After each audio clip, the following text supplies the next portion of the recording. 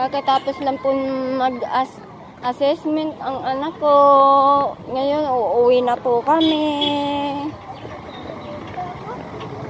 Dito kasi kami pumunta muna dahil kumain muna siya ng baon niya. Halika na. Ano, wakaga naman ang weekend mo? Opo. Saka may laro ano? Magkano po yan? 20. Nilibidyo mo siya? Halika na, uwi na tayo. Oo. Eto guys, uwi na po kami. Galing po kami sa mga laruan.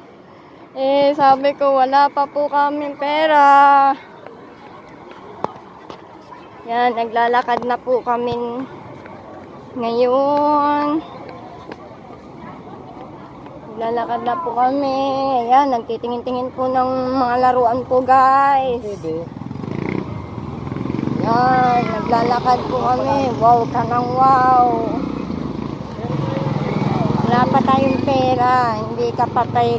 Hindi pwede ikaw magbili ng laruan. Aba, meron na akong pera para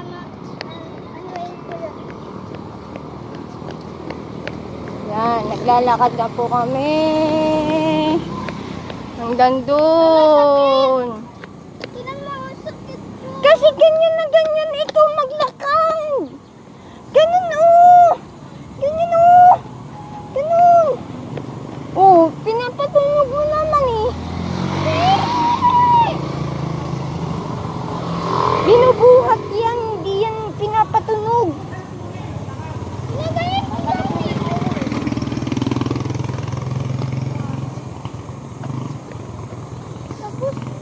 Yan guys.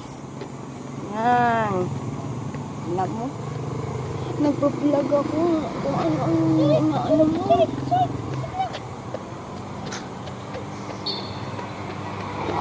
Ang kulit ng anak ko guys eh. Ang kulit sa sapatos. Bagong sapatos na nga lang yan eh. Anong gusto mo? Yung lumang sapatos mo, gusto mong suotin? Nakakahiya na.